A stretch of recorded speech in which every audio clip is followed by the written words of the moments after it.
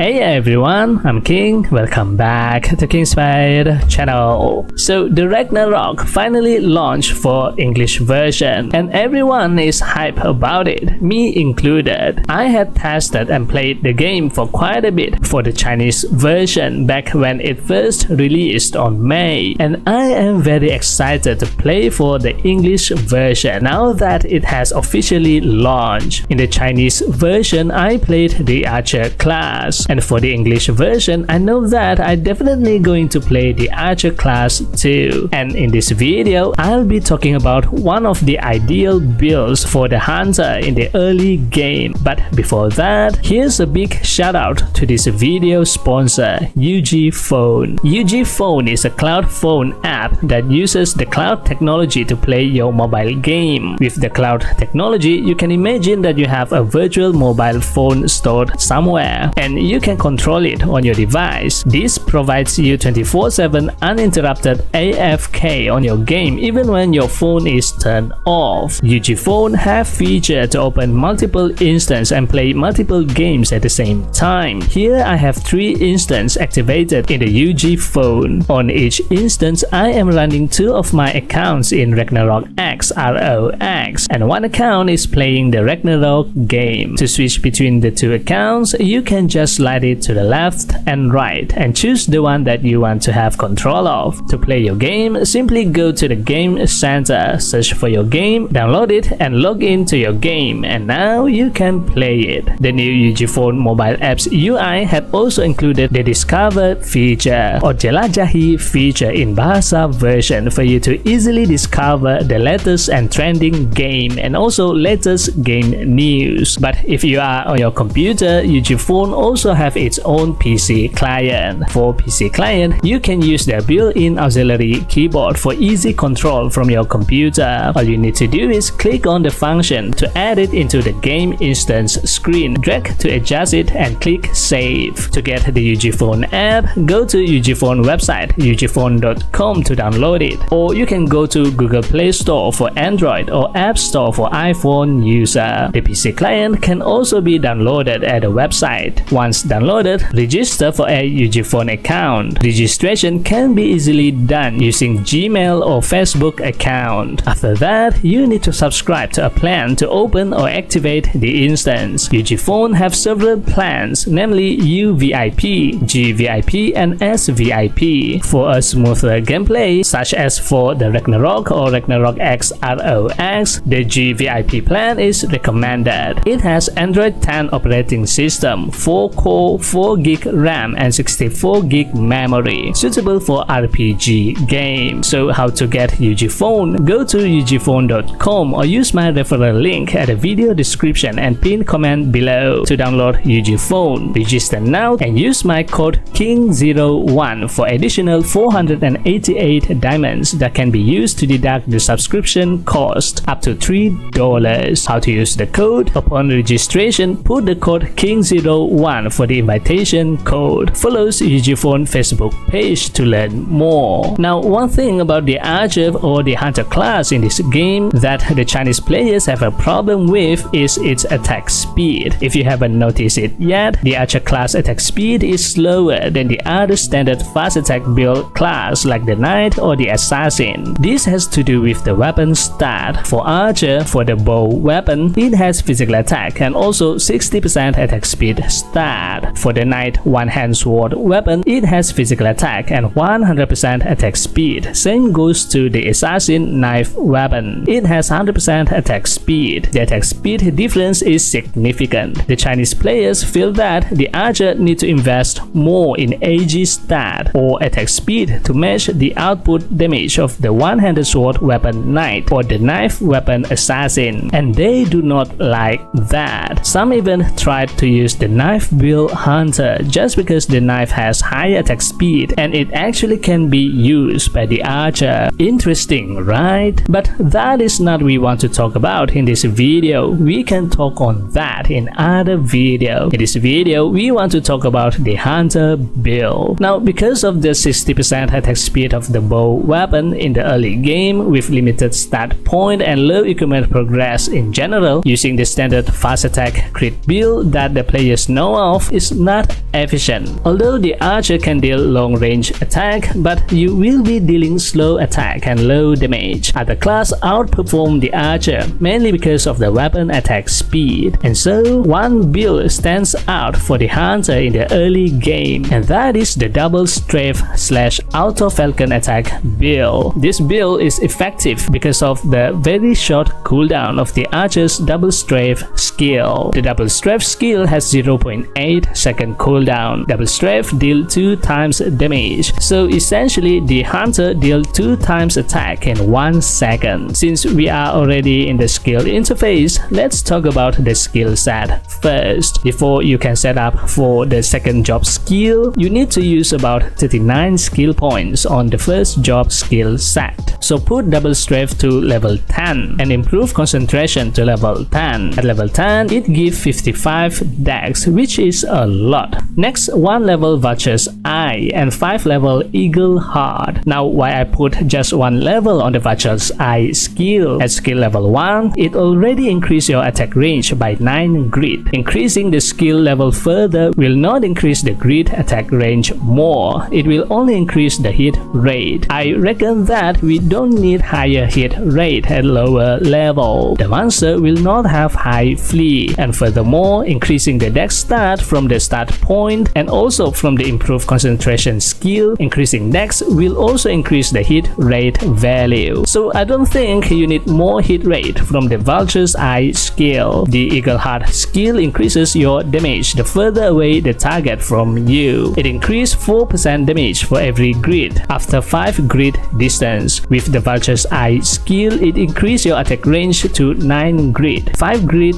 to 9 grid is 4 grid difference. So that is a total of 16% damage increase. I put 1 point each on arrow repel and explosive arrow skill just to unlock the skill, not necessarily going to use it, and the remaining skill point to the arrow shower skill. I put more on arrow shower skill because it has lower skill cooldown than the arrow repel and explosive arrow skill. Both the arrow repel and explosive arrow skill have 8 seconds cooldown. The arrow shower has only 3 seconds. So if I were to use more skill, the arrow shower skill will be casted more often than the other 2 skills, and with that deal higher DPS. You get what I mean? For the second job skill, the second and third column skills are for the trap skill, so we are not going to use it. The phantomic arrow skill, the damage is scaled with the AG stat, so if you are going for the fast attack crit build, you can consider to use this skill. Otherwise, just leave it and put the Beast Band skill to max. The Beast Band skill increase 110% damage against brute monster. It will boost a lot of your damage when dealing with brute type monsters. And then put 1 skill point on all skill on the left side. Mainly is because to unlock the skill Falcon Strike. Now the Falcon Strike skill is what we're going to put the skill to max later on when I have enough skill points. The Falcon Strike skill can trigger the Falcon to attack when dealing physical damage to the target, regardless of normal attack or using skill, and the damage is scaled with the luck stat. And so with that, for the start point, you want to get both the dex and the luck stat. The luck is for the Falcon Strike auto attack damage, and the dex is for the double strafe skill damage. The double strafe skill damage is scaled with the dex stat. Not to mention, the dex stat is also the archer main stat attribute. It increases the archer physical attack. Moving on to the equipment. For equipment, there's not much gear that you can choose. For the hunter, use the Polaris set that is specific to be used by the archer job class. For accessory, there are a few that you can choose. You can use the Golden Thief Bug ring, which have magic damage reduction effect, or the Polaris ring. Both have the same basic stat value. Or you can use the dungeon accessory, the Pride Purge necklace for the archer. It has effect to increase the bleed speed damage. For cards, what makes the archer powerful in the early game is also because of its card. There's some low-level card that is useful to the archer. For primary weapon card, use the drop card that has the dex stat. For secondary weapon card, I like to use the egg card for more HP. For accessory, you can use either the stem worm card or the Zerom card. Both have the same dex value, but I prefer the stem worm card because you can synthesize or craft the card. Zerom card unfortunately cannot be synthesized or crafted. It can only be obtained from monster drop or opening card album, making it a little harder to obtain compared to the stem worm card. Next, for armor card, use the vocal card for more dex. For footgear card, initially I wanted to use the Agira card for SP recovery since we are using the double Strafe skill for attack and going to be using a lot of SP. The original Agira card in Ragnarok Online has 50% SP recovery, but here in the Ragnarok, the game had changed it to 5% SP potion recovery, so that is too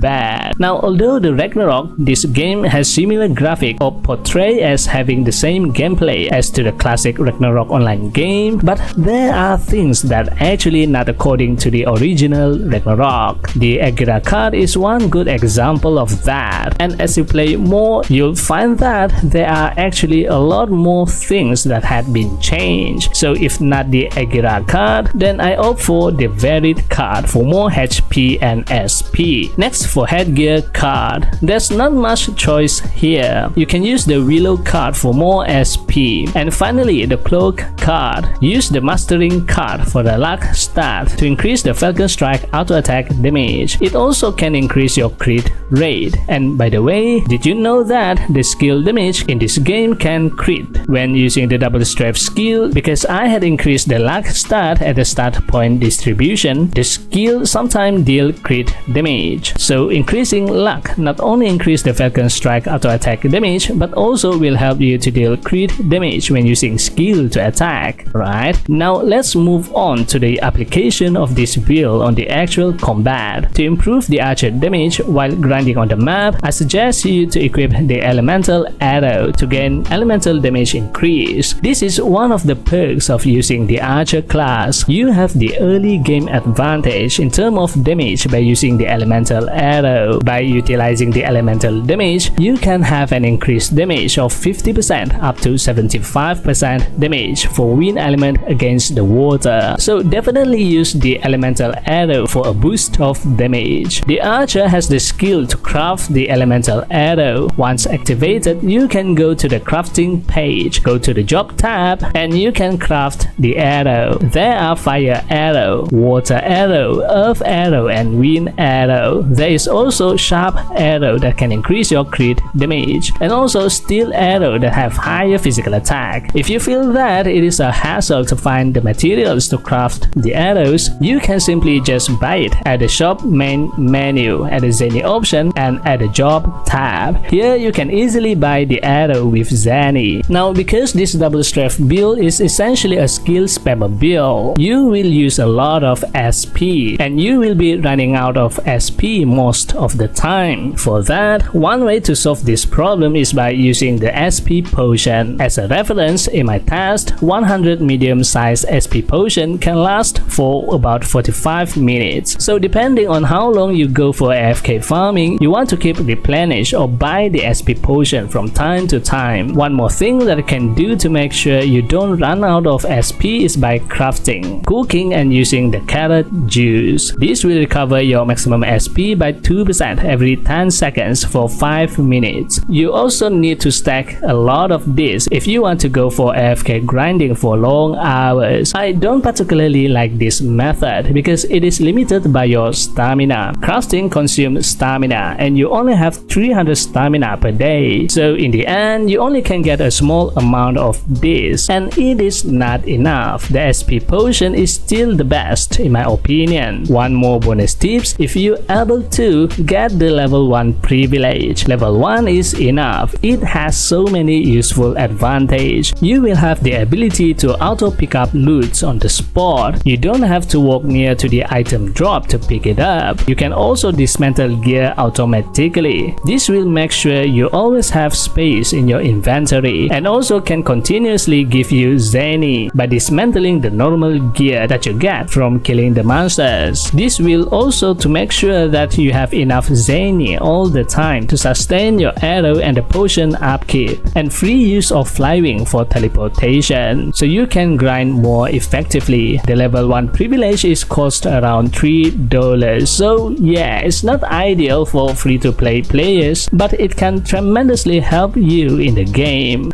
Right, that is the Hunter Double Strafe / Auto Falcon Strike build for the Hunter early game build. This build can be used up to level 60. On level 60 onwards, you start to have new equipments that have new effect and will have slightly different alteration in the build to optimize the new equipment effect. Alright, what do you think of the Double Strafe Auto Falcon Strike build? Let me know your thought at the comment below, and stay tuned for more updates on my Hunter. That's it for this video. This time video shoutout goes to...